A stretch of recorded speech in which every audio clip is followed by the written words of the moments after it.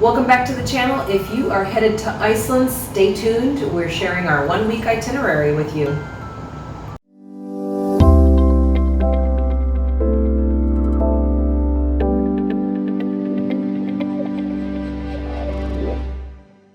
All right, so you already know if you started planning for your trip to Iceland how overwhelming it is. There is so much to do there.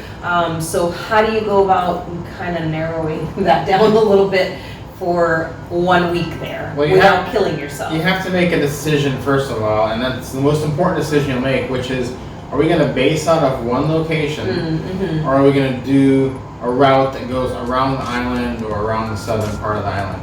And our decision was that we decided to base in one location for the whole week. The reason being, most everything we wanted to see was in the southern part of the island, and we were really there to see the Northern Lights. That was our goal. That was the most thing we wanted to see. That was the main reason. And the decision that you're going to have is that the Northern Lights are visible on the whole island if they're out, but the cloud cover will be covering most of the island, and you're going to need to be mobile to drive to where the cloud cover is not very high to actually see the lights. So our decision was we were going to stay somewhere pretty central that we could get to any top site within a couple of hours, and if it looked like the Northern Lights were going to be out that night, we would be able to get there, and that worked beautifully because we did see the Northern Lights at basically all the top locations, as we just kind of played it by ear each day which one we were going to go to based on the cloud cover. Had we picked hotels point to point all around the island, we would have been way over here where the Northern Lights were showing over here, and vice versa, and probably not seen them, or seen pretty bad versions of what we did get to see. So yeah, and that's the important thing, is you got to be willing to drive a little bit. I mean, you're going to drive a little bit anyways. Yeah. So why not just make that commitment, knowing, hey, I'm going to have to drive 4 hours, which is what we ended up having to do the very first night, that we were there, is we had to drive. We drove 4 hours to go see this spectacular Northern Lights show. It was well worth it to see it, but you have to be willing to do that if that's why you're going there. So kind of think, okay, am I going there because I want to see a jillion waterfalls? Not going to be a problem. But if you're going there, like you said, for the Northern Lights, then you really need to plan on just being in one area, and like you said, just being willing to drive. The other thing is that if you are moving from hotel to hotel every night, you have to spend, how much time it takes you to pack, how much time it takes you to unpack, check in, check out, find the place. We figured that all the time that would take us, we could just probably get to the next just place spend it in the car. and not waste our day checking in and checking out of hotels. Because sometimes your room isn't ready when you get there, and then you've wasted a whole portion of the day trying to get in and out of a hotel every day. So, with that said, the first day that we were there, we checked into our hotel in the Selfoss area. We stayed at the Hotel Ork, which was an amazing place. It was great. We actually got it on Hotwire. They just assigned it to us, and we knew it was going to be central, but it was an amazing hotel. Pretty cheap for what we got it for too, so do recommend that. Nice updated hotel too. It was a 4-star hotel for not a bad price. Day one, and these are all subject to weather and the lights, so you can kind of mix and match these because you are in one location. You can kind of choose to go west or go east depending on if the weather's good or bad, whichever way you need to go. But for us, this is how it ended up working out. Day one, going to hit up Skagafoss and Seljalandsfoss waterfalls. And those are both great. Skagafoss is not just a walk up and look at it type thing, which is gorgeous, gorgeous waterfall, but there's also, you'll see stairs to the right that come up to a platform. Now don't just stop there. That's not the end. If you turn around and come off the platform, go left, you're on a hiking trail and you're going to run into even more waterfalls. Gorgeous landscape to take pictures. It's a path. It is a marked hike to do this out there, Now you don't, depending on how much time you want to spend, you could hike, what is it, 23 kilometers or something like that, to go all the way out. But just spend some time at least hiking back in that area to be able to take pictures of those other waterfalls. And then at Jokulsarlon, same thing. Not only do you want to do the hike behind the waterfall, you'll see where you need to go for that kind of off to the right. And it only goes in one direction, and just know that when you get to the other side, it's not an easy just walk up the steps up. You kind of have to climb up a little bit, so just know your own abilities. If you're able to do that, you're going to have to kind of climb your way up the hill and then come down the stairs. So just keep that in mind. And then also in Jokulsarlon, that's not the only waterfall either. There's actually several of them, and one of them is inside a little cave area that you kind of have to hike back into. Have proper footwear with you, and be okay with getting a little bit wet, because your feet are definitely going to get wet. You have to put your feet in the water to get to one of those waterfalls inside the little crevices. But you're also going to need the proper footwear just to keep your feet warm and to hike and such. If you're interested in great pictures, Jokulsarlon is a great sunset waterfall. The sun, if you walk behind the waterfall, you'll be able to get the waterfall and the sunset in the same shot. And by that time, everyone on the tour buses will have left and gone back to Reykjavik. So yes, that is a great place to be. We did note that the later in the day that we went to these places, the less people were there. And we also did get to see the sunsets. So that's something to keep in mind if you don't like to fight the crowds. You're probably going to be up late looking for Northern Lights anyway, so sleep in, take a lunch, and then go out and do your stuff later in the day. Day 2, from where we were, this was the longest drive that we had. The most amazing drive and the most amazing day, probably of our whole year of travel, was we're going to hit up Glacier Lagoon and Diamond Beach. So Glacier Lagoon, absolutely breathtaking area. To see those big chunks in the water. Now, be warned that the pieces of the glacier are not always in the lagoon, depending on the weather pattern. If it's been real windy, it's been known to just take all of those pieces of glacier out into the ocean, and you'll see those over in the ocean, over in Diamond Beach. But just know that you may not see glaciers in the water at Glacier Lagoon, but you will see the sea lions, seals there playing, so that's kind of fun and kind of cool to see, just nature right there in front of you. It's still a pretty place to take pictures, but if the glaciers are not there, then it's not as pretty. It was, thankfully for us. That's also one of the places where we ended up seeing the Northern Lights. We went over while we were waiting, when we were done looking at Glacier Lagoon and taking pictures, went over to Diamond Beach, which is literally right behind it. Just go back over the bridge and hop over to Diamond Beach, and this is an incredible area.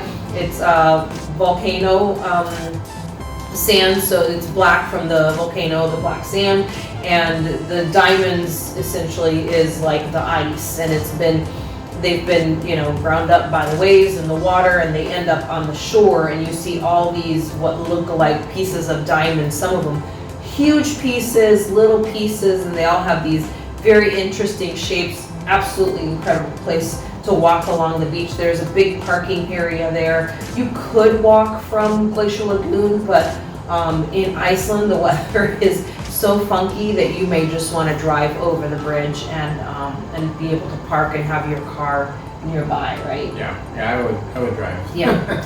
And the conditions change in Glacier Lagoon so rapidly. So if you get there and there's nothing there, you wait a little bit, an iceberg could break off and flow right in. We saw several icebergs flow right down the river, right into the ocean, which was pretty amazing. Yeah. Day 3, we're going to hit up Gullfoss, the Carrot Crater, and the geyser that is also right there nearby.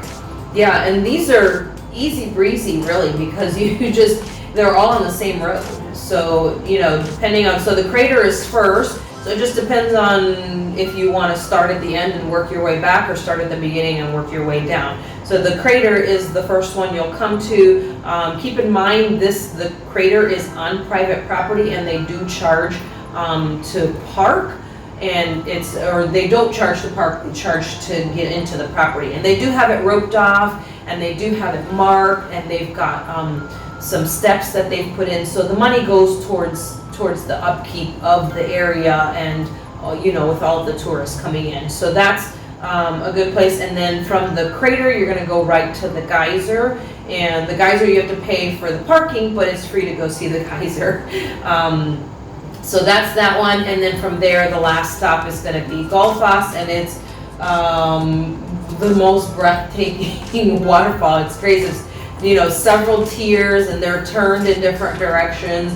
And there's actually 2 parking areas. There's one down below, and if you have any trouble with stairs up and down, this would be the best place for you to park. Also, a lot of tour buses park down in that area as well. And so you'll be able to just walk right up to the waterfall. If you don't have any problems, go ahead and park at the top. There's actually a gift shop up there, and they have steps down, and you can use those same steps obviously to come right back up. But it gives you kind of an overhead view of it, and then like I said, you can hike down and see the whole area from below as well. Right? Keep in mind that Gullfoss, it is like a wind tunnel. It is. And it's so cold. Even if it's warm out wherever you are when you're planning your day, it's probably the windiest conditions outside of a hurricane I've ever been in. It was very cold. It felt like a hurricane. Yeah, it was so windy.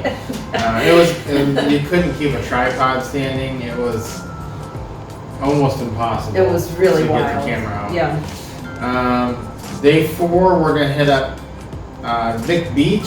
Surrounding area of that is just beautiful also. And then there's another beach you'll pass on the way with a plane on it you can walk to. That's right. You can hike out to this I guess abandoned crashed plane, which is abandoned out there in the field, and or out by the beach, and you can hike out to it. It's a lengthy hike, and you are hiking out on volcanic rocks. So just kind of keep that in mind.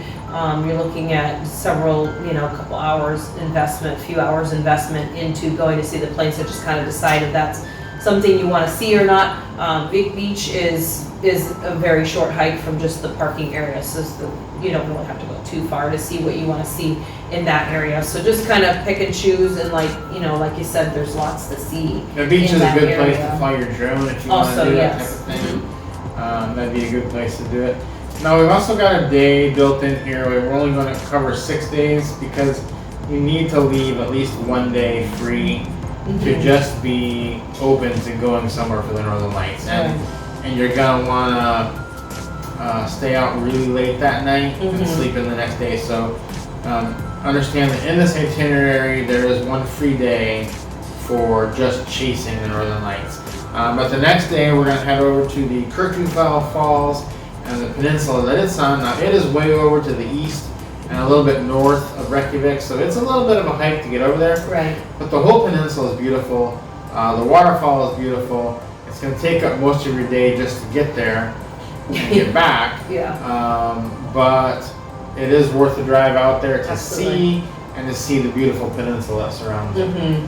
Yeah, it's just one of those things, like we mentioned earlier, is sometimes if you're basing out of one place, you're going to have to drive a little bit farther some days to get to where you want to go. But the thing is that these are all doable in 1 day out and back. I mean, we went to Glacier Lagoon. That's a 4-hour drive each way. Just like Kirkjufell is several hour drive each way. So it's one of those things where you just kind of pay the piper and go see the good stuff. Then before we get into the last day, I do want to talk about if you do happen to be there on a day when there are Northern Lights, and we do have some videos on how to find the Northern Lights and also how to photograph them in Iceland.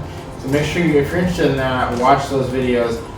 But the 2 places you kind of want to be at to see the Northern Lights are Skagafoss Waterfall and also Glacier Lagoon. Those are the 2 best viewing points because they both of those features face north. Like you're facing north when you're looking at those, so the Northern Lights will appear over them, and you're going to get the best pictures if you're at those places when the lights are out. So that's our opinion for where to go. Yeah. The last day, you're going to want to hit the Blue Lagoon, right? That's a favorite of yours. This was at the top of my list. I was like, if we're going to Iceland, we're going to the Blue Lagoon. Was it worth the hike? Yeah, absolutely. It's an incredible location. They've got it set up really nicely. You book your time, so it isn't like there's going to be a million people there when you go. They've got it so that they've got only so many spots available at each hour, and it's a great place to go. It's a great experience. You get a mask with your with your package and a drink, and it's just a great place to go and relax. And it's a really nice place to just get warm because it's just cold in Iceland. Even in the summer, it's cold. So it's a great place to go and just relax and enjoy it. And it's just beautiful. Yeah, and if you have a night flight, you can go there and then head straight to the airport. Mm-hmm. Or you can just go there on your last day. But it's a great way to finish your trip in Iceland because it is really near the airport. Yeah. And just finish your trip off that way. So. Yeah, and you can even wash up there and everything. They've got the showers, shampoo, they've got everything provided for you. So, and someplace even where you can store your luggage there as well. So that's not going to be a problem if you're trying to fly out. You could stop there. They have luggage storage, and you can go and enjoy the day. And like he said, if you've got an evening flight, this is a perfect place to do it. Perfect thing to do. So that is how we would and how we actually did spend our week in Iceland. And it worked out amazing for us. We totally recommend doing that. One of the mistakes people make in Iceland is trying to do too much. Trying to do way too much their first time there. And you can go to more places, but you will miss a lot of stuff. And maybe not be able to be in the right place at the right time. So hope you enjoyed this video. If you did, give us a like. Hit us in the comments with what you liked about Iceland and subscribe to the channel, and we will see you on the next one.